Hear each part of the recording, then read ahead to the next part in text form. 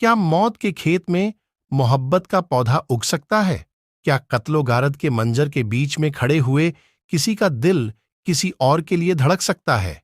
जब जान बचाने की फिक्र सिर पर सवार हो, तो उस वक्त क्या कोई अपनी जान बचाने से ज्यादा अपनी मोहब्बत की तलाश को तरजीह दे सकता है? अगर इन सब का जवाब आपके पास ना है, तो शायद आपको मोहब्बत की बेपनाह ताकत का अंदाजा नहीं। मोहब्बत वो शय है जिसमें खुदाई जैसी ताकत है, दुनिया को पलट देने जैसी।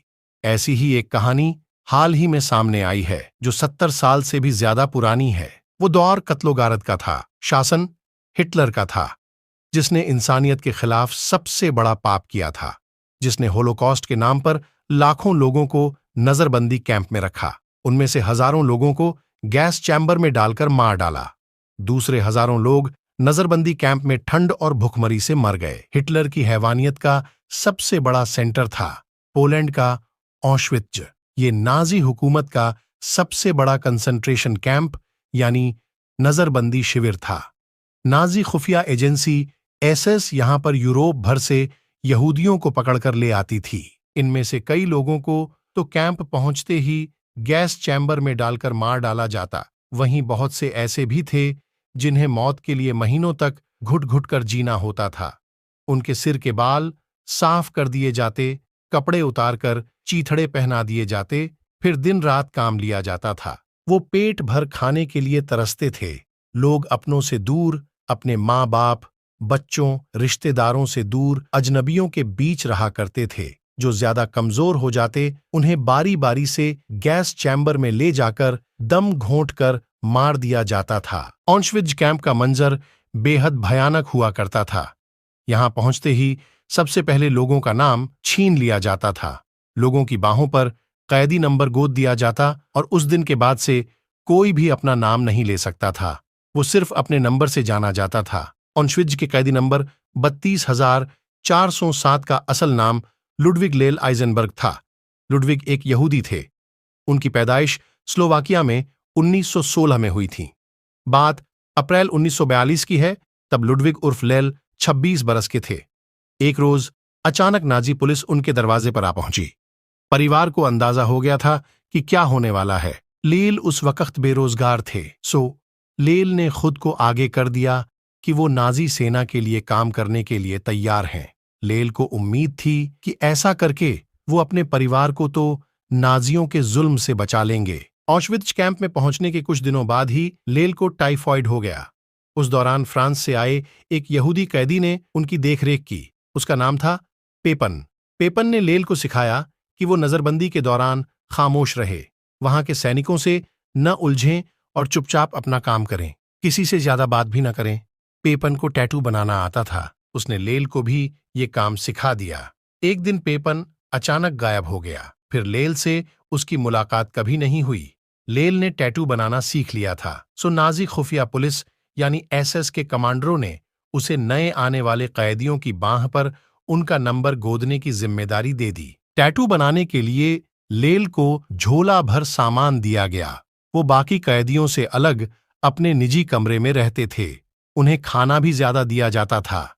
एक सिपाही उनकी निगरानी और सुरक्षा में तैनात किया गया था। लेल की जिंदगी वहां के बाकी यहूदी कैदियों से बेहतर हो गई थी, मगर मौत का डर हमेशा सिर पर सवार रहता था। जब वहां के कैदी रात में सोते थे, तो किसी को यह यकीन नहीं होता था कि वो अगली सुबह देखेंगे या नहीं। लेल की जिंदगी भी मौत के साए में कट रही थी। उन्हें पता था कि पास के गैस चैम्बर में क्या हो रहा था। लेल रोजाना आ रहे कैदियों की भीड़ देखते थे। उनकी बाहों में सुई से उनके नंबर गोदते थे। वो लोगों की पहचान मिटाते थे, उन्हें कैदी की नई पहचान देते थे। जिन कैदियों को आने के साथ ही गैस चैम्बर में डालना होता था, उनकी बाहों में टैटू नहीं बनाए जाते थे। लेल को पता चल जाता था कि फलां शख्स का आज आखिरी दिन है। ऑश्विट्ज कैंप में नाजी कमांडर जोसेफ मेंगेले ही अक्सर कैदियों की छंटाई करता था। वही ये तय करता था कि किन लोगों को कैंप आते ही मार दिया जाना है और किन्हें काम लेने के साथ तिल तिल कर मारना है। वो भूखे अधनंगे लोगों की तस्वीरें भी निकलवाता था, ताकि उन्हें अपनी कारस्तानी के सबूत के तौर पर अपने साहब को दिखा सके। अगले 2 बरस तक लेल आइजेनबर्ग भी ऑशविट्ज के कैंप में कैदियों की बांह में नंबर दर्ज करते रहे। इनमें अक्सर बच्चे और कमजोर महिलाएं हुआ करती थीं। उनकी कांपती बाहें और डर से भरी आंखें देखकर लेल भी दहशतजदा हो जाते थे। 1943 का साल खत्म होते होते ऑशविट्ज में मौजूद सभी कैदियों के नंबर टैटू कर दिए गए थे।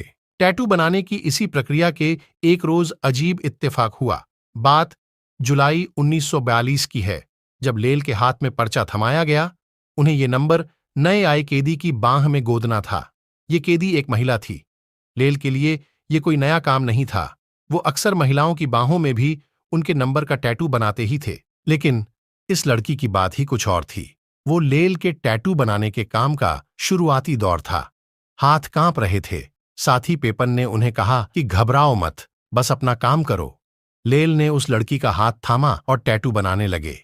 इस दौरान उनकी आंखें उस लड़की से मिलीं। उस लड़की में अलग ही बात नजर आई। दोनों की आंखें चार हुईं तो यूं लगा कि जब लेल उस लड़की की बांह पर उसका नंबर गोद रहे थे तो उस लड़की ने अपने आप को उनके दिल में टैटू कर दिया।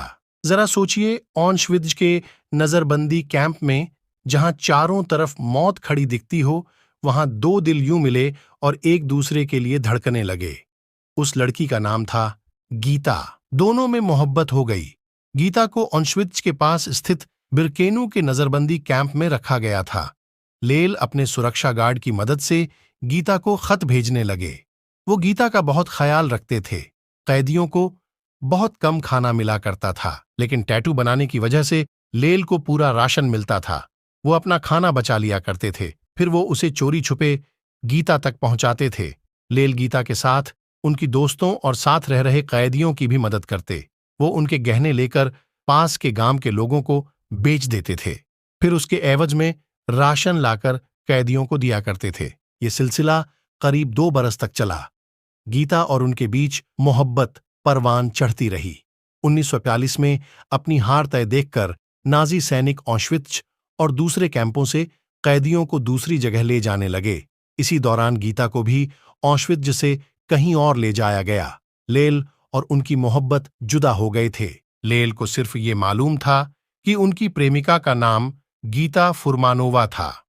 इसके सिवा उन्हें कुछ भी पता नहीं था।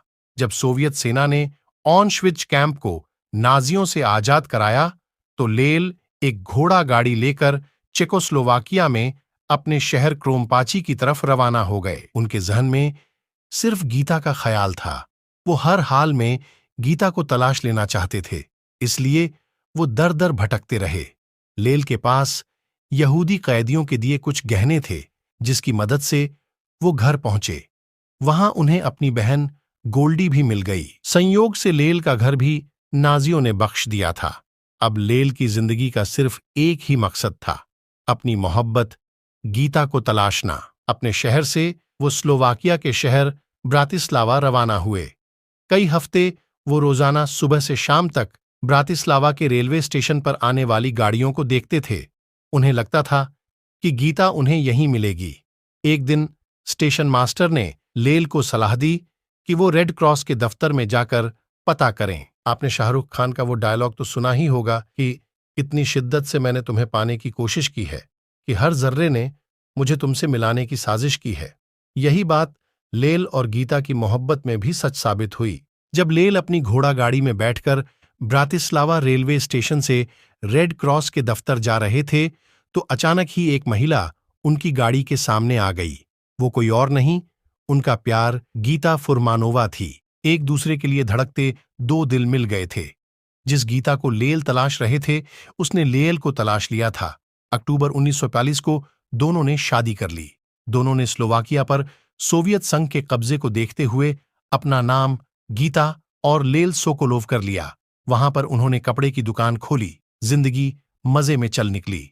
लेकिन एक रोज सरकार ने उन्हें पकड़ लिया। गीता और लेल इजराइल की मदद के लिए पैसे भेजा करते थे। इसे देशद्रोह मानते हुए उनका कारोबार सरकार ने छीन लिया। दोनों को कैद में डाल दिया गया। कुछ दिनों बाद दोनों कैद से भाग निकले। फिर वो वेना गए, वहां से पेरिस पहुंचे। आखिर में दोनों ने यूरोप से बहुत दूर जाने का फैसला कर लिया। यूरोप से गीता और लेल ऑस्ट्रेलिया चले आए। यहां उन्होंने सिडनी में नए सिरे से जिंदगी शुरू की। लेल ने फिर से कपड़ों का कारोबार शुरू किया। अपनी मोहब्बत भरी बाकी की जिंदगी मेलबर्न शहर में बिताई। इस दौरान गीता तो कई बार यूरोप गईं, लेकिन लेल दोबारा कभी भी यूरोप नहीं गए। उन्हें डर लगा रहता था कि कहीं नाजी कैंप में टैटू बनाने वाली बात का दुनिया को पता न चल जाए। गीता ने भी उन्हें ये राज दुनिया को बताने से हमेशा रोका, लेकिन 2003 में गीता ने इस दुनिया को अलविदा कह दिया। अपनी जिंदगी के आखिरी दौर में लेल को भी लगा कि ये राज अपने सीने में ही दफन करके रखना ठीक नहीं, लेकिन लेल को डर ये था कि वो अपनी बात किसी को बताएं तो लोग ये न समझ लें कि वो चोरी से ऑस्ट्रेलिया में रह रहे थे ताकि नाजी युद्ध अपराध के मुकदमे से बच सकें। आखिर में हीदर को उनके बारे में पता चला। कई हफ्ते तक हीदर रोजाना लेल से मिलती रहीं ताकि उनका भरोसा जीत सकें, और अब जाकर मोहब्बत की ये दिलचस्प दास्तां दुनिया के सामने आई है। हीदर कहती हैं कि उनकी किताब द टैटूइस्ट ऑफ ऑश्विट्ज की कहानी सिर्फ प्यार की दास्तान भर नहीं, ये इंसान के हैवान बनने के दौर की भी कहानी है, जिसे आने वाली नस्लों को जानना समझना चाहिए।